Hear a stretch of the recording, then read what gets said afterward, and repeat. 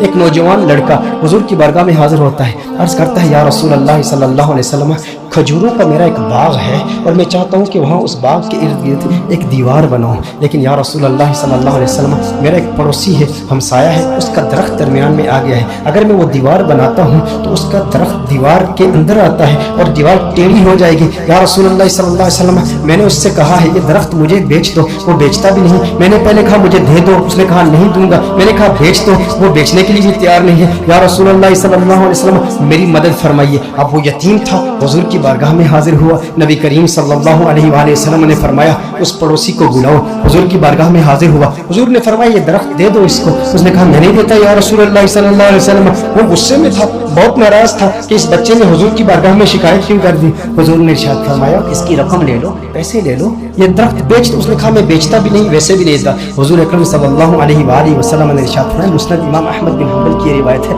میرے آقا صلی اللہ علیہ وآلہ وسلم نے ارشاد فرمایا اچھا ایسا کرو کہ یہ درخت تم اس کی قیمت بھی لے لو اور اس درخت کے بدلے جنت میں ایک ایسا درخت ہوگا کہ جس کا سایہ اتنا طویل ہوگا کہ اس کے نیچے اگر 100 سال تک ایک سوار اگر سواری کرتا رہے تو اتنی طوالت ہے اس کی، اتنا سایہ ہے اس کا، وہ درخت جنت کا بھی لے لو، اس نے کہا یا رسول اللہ صلی اللہ علیہ وسلم میں قبول نہیں کرتا۔ اب وہاں پر صحابہ کرام علیہم رضوان موجود ہیں، حضرت سیدنا ابو الدحداء رضی اللہ تعالی عنہ صحابی رسول موجود ہیں، عرض کرتے ہیں یا رسول اللہ صلی اللہ علیہ وسلم آقا اگر یہ درخت میں کسی طریقے سے اس سے خرید کر اس یتیم کو دے دوں تو کیا یہ آپشن میرے لیے بھی اوپن ہے کہ جنت میں مجھے بھی وہ درخت مل جائے گا؟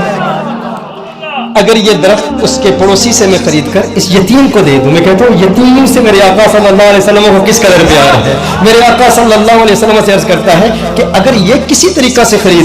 خرید کر میں اس یتیم کو دے دوں تو کیا یہ آپشن میرے لیے بھی اوپن ہے؟ نبی کریم صلی اللہ علیہ وسلم نے ارشاد فرمایا ہاں تیرے لیے بھی ہے۔ حضرت ابو الدحداء رضی اللہ تعالی عنہ فوراً اس شخص کے پاس جاتے ہیں، آپ فرماتے ہیں تو مجھے جانتا ہے؟ کہا جانتا ہوں، تو وہی ہے نا جس کے باغ میں 600 کھجور کے بڑے بڑے درخت ہیں، تیرا باغ اتنا مشہور ہے کہ مدینہ منورہ کے بڑے بڑے تاجر تیرے باغ کی کھجوریں کھانے کے انتظار میں رہتے ہیں، اور اس باغ کے اندر پھر اتنا بڑا محل تعمیر کیا ہوا ہے، میٹھے پانی کا کنواں ہے، تو اتنا مشہور بندہ ہے، تیرے باغ کے چرچے تو پورے مدینے میں ہیں، پورے شہر میں ہر بندہ تجھے جانتا ہے۔ اس نے کہا کہ دیکھو کہ اگر تیرے اس ایک درخت کے عوض میں تمہیں اپنے 600 کھجور کے درختوں کا باغ دے دوں تو یہ سودا قبول ہے؟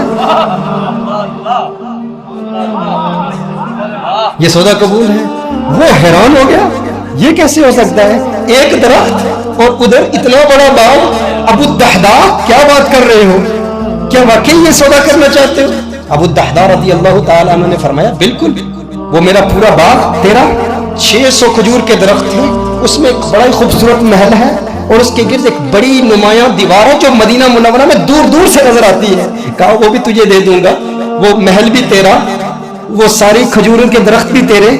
وہ سارا باغ بھی تیرا، کس کے عوض؟ ایک درخت۔ کہا ٹھیک ہے، اور حضور کی گواہی میں یہ سودا ہوتا ہے۔ اب ابو الدحداء رضی اللہ تعالیٰ عنہ فوراً وہاں سے جاتے ہیں، اب ان کی جو زوجہ ہے وہ اس باغ کے اندر ہے، باہر سے آواز دیتے ہیں اپنی زوجہ کو، ہے ام دحداء ذرا باہر آؤ باہر آؤ، میں نے اس باغ کو بیچ دیا ہے۔ اب ام دحداء جانتی ہیں یہ بہت بڑا تاجر ہے، بہت بڑا بزنس مین ہے، خسارے کا سودا نہیں کرتا، کبھی خسارے کا سودا نہیں کرتا۔ ام دحداء نے کہا ہے وہ دحداء کیسے سودا کیا ہے؟ کہا جنت کے ایک درخت کے عوض میں نے بیچا ہے۔ اب دیکھو میرے دوستوں، اب دیکھو ام دحداء وہ نیک بخت خاتون، وہ خوش قسمت خاتون، اس کی عظمتوں کو سلام۔ آج آپ سوچیں کہ اگر آپ کی بیوی ہوتی اور آپ اپنے گھر جاتے اور اپنی بیوی سے کہتے ارے سنتی ہو باہر آ جاؤ باہر آ جاؤ، گھر سے باہر نکلو، یہ گھر اللہ کی راہ میں دے دیا ہے، وہ کہتی ارے ابھی تو یہ نیا ٹی وی رکھا ہے، ابھی کچھ زیورات رکھے ہیں، زیورات تو نکالنے دو، ارے نادان انسان تو نے کیا کیا، گھر ہی اللہ کی راہ میں دے دیا۔ ابو الدحداء رضی اللہ تعالیٰ عنہ نے باہر سے آواز دی، کہا ایک جنت کے درخت کے عوض۔ ام دحداء نے یہ بات سنی، کہا تو نے بڑے منافع کا سودا کیا ہے، بہت منافع کا سودا کیا ہے۔ ام دحداء فوراً اپنے بچوں کو پکڑ کے اس گھر سے باہر نکلتی ہے، باغ سے باہر نکلتی ہے، اب ننھے بچوں کے ہاتھ میں کچھ کھجوریں بھی ہیں، کھجوریں ان کے ہاتھ سے نکال کے کہتی ہے اب یہ کھجوریں ہماری نہیں ہیں، میں نہیں چاہتی کہ کوئی ایک کھجور اللہ کے راہ میں دیے گئے مال سے میں اپنے جیب میں رکھ لوں، تو لے لے، کہیں اس کی وجہ سے جنت کے درخت میں ہمیں خسارہ نہ ہو، کہیں جنت کے درخت سے محروم نہ ہو جائے۔ ساری کھجوریں لے کر باغ کے اندر رکھ جاتی ہے۔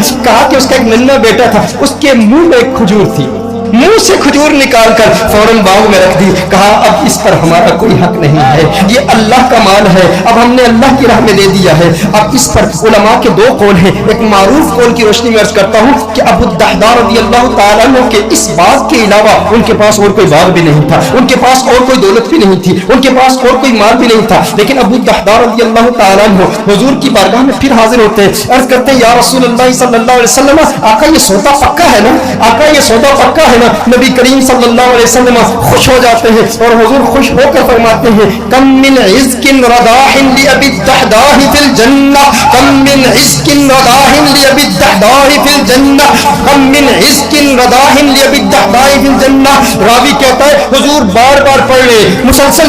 मुसलसल ये जुमले कह रहे हैं अबू दहदा तेरे लिए जन्नत में कितने दरख्तों की, कितनी टहनियों पे कितनी खजूरें, माला माल है तू। बार बार हुजूर इरशाद फरमा रहे, बार बार यही जुमले। और दो रिवायात इसमें, दो मुख्तलिफ रिवायात में मुख्तलिफ अल्फाज है। कम मिन इज़्किन रदाहिन लि अबी दहदा फिल जन्नह। हुजूर अकरम सल्लल्लाहु अलैहि वसल्लम ने एक दूसरी रिवायत में फरमाया एक दरख्त के इवज एक दरख्त का सौदा किया था, अब तो तूने 600 दरख्त दे दिए तो जन्नत में 600 दरख्त तो कम से कम तुझे मिलेंगे ना। मैं मोहम्मद अरबी सल्लल्लाहु अलैहि वसल्लम जन्नत में देख रहा हूँ कि खजूरों के कितने दरख्त अल्लाह जल्ल व अला ने तुझे दे दिए हैं। मेरे दोस्तों इतनी कुर्बानी दी, एक यतीम की खातिर दी, लेकिन उन लोगों की कुर्बानी का अंदाज भी देखे, उनकी कुर्बानी का अंदाज भी निराला है। आज कोई कुर्बानी दे ना और उसे जन्नत की जमानत मिल जाए, या कोई कहे, कोई शेख ही कह दे, कोई स्कॉलर ही कह दे, कोई ऑर्गेनाइजेशन का मेंबर ही कह दे, कोई तहरीक वाला ही कह दे, इतना काम करे ना तो फिर तेरा काम कबूल हो जाएगा। वो कहते हैं मैंने तहरीक के लिए, मैंने दीन के लिए, मैंने इस मस्जिद की तामीर के लिए, मैंने कंजुल हुदा के लिए, मैंने दीनी ऑर्गेनाइजेशन के लिए,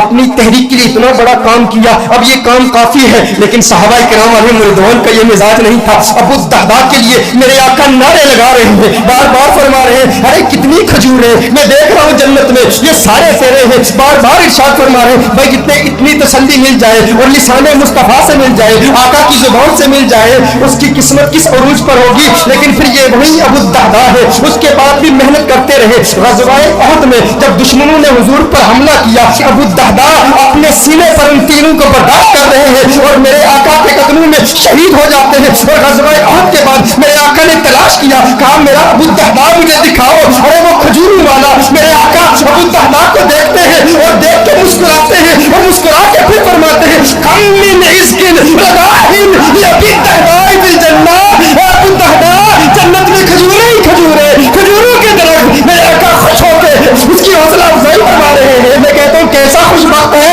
जिसने हुजूर की जात के लिए, हुजूर की जान की तहफ़्फ़ुज़ के लिए अपनी जान दे दी। काश यूं मौत आए मेरे हमनशी, काश यूं मौत आए मेरे हमनशी, नज़ाका और हो जाए मंज़र हसी, वो उधर अपनी जुल्फ़े समाया करे और इधर दम हमारा निकलता रहे। हुजूर की जुल्फों का असीर, हुजूर की जुल्फों को देखता हुआ इस दुनिया से चला गया। दिल में, जिगर में, आंख में बस तू ही तू रहे, इसके सिवा न दिल में कोई आरज़ू रहे। इस एहतिमाम में शौक़ में सजदे करूं अदा, तेरा ख्याल आए तो दिल बावजू रहे। और जन्नत मेरे नसीब की वाइस को बख्श दे, मेरे कफन में गैस में जाना की भूल रहे। जो उनकी जुल्फों को असीर होते हैं वो न अपना नाम मांगते हैं, न वो तस्वीरें